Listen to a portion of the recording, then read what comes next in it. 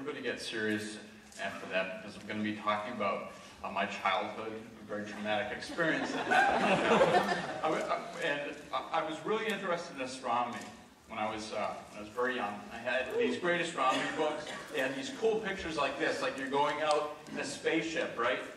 And but it wasn't really anything I could see for myself in the sky, right? This is you just can see illustrations of this.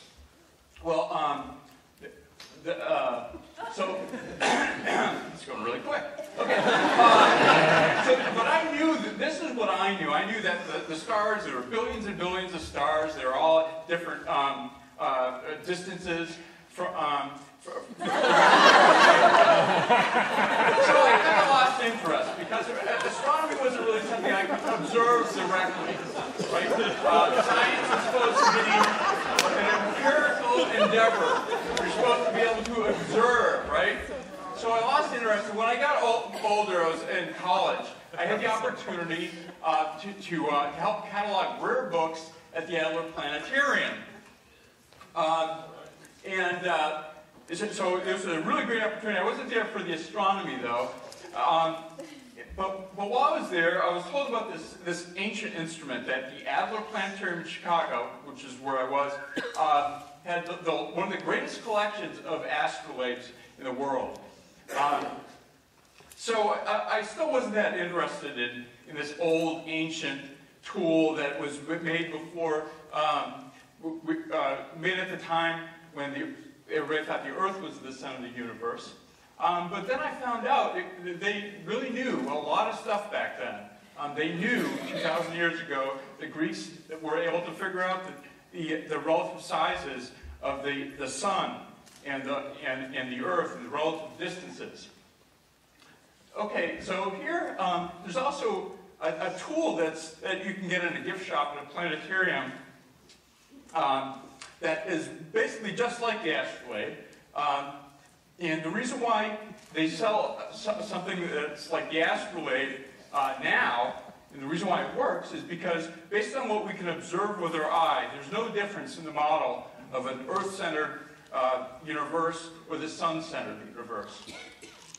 And actually, the Astrolabe can be a lot more useful to use for somebody who's starting out in astronomy, because they only focus on the 20 brightest stars. The other thing is the planisphere, the projection on it is very distorted, so it's very difficult to use. So the new tool that you can get at a planetarium gift store isn't as useful in some ways as the older one. Okay, so a lot of people, some scholars believe that the Astrolabe is the first computer.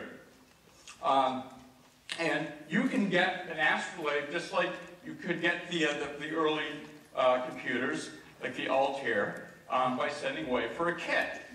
And here, this is an example of a cardboard kit put together. The reason why I have Jeffrey Chaucer up there is he wrote one of the first instruction manuals for an Astrolabe. So this is the grid of the sky, and because it is laid out with a grid pattern, you're going to be able to identify stars precisely. Okay, so we're going to give it input. It's a computer. We have to give it input. So we're going to give it today's date. We're going to set that for 8 p.m. because it should be dark about 8 p.m. And here's our output. And that little squiggly thing right there, that's a star. And it's going to be rising over the east horizon. Stars rise in the east. Remember that. And the previous one was a replica. This is an actual Astrolabe from the year 1250. And that's Altair up there. And coincidentally, it's pointing in the same spot as tonight. So you can do a whole bunch of calculations with an Astrolabe. One of my favorite is you can determine sunrise and sunset, and where the sun is setting in terms of a compass setting.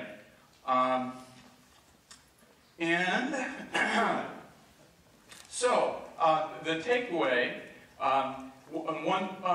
first I want you to take away that they did know a lot of stuff back then. and not to get too smug about the progress that we have made. And I hope you can appreciate that.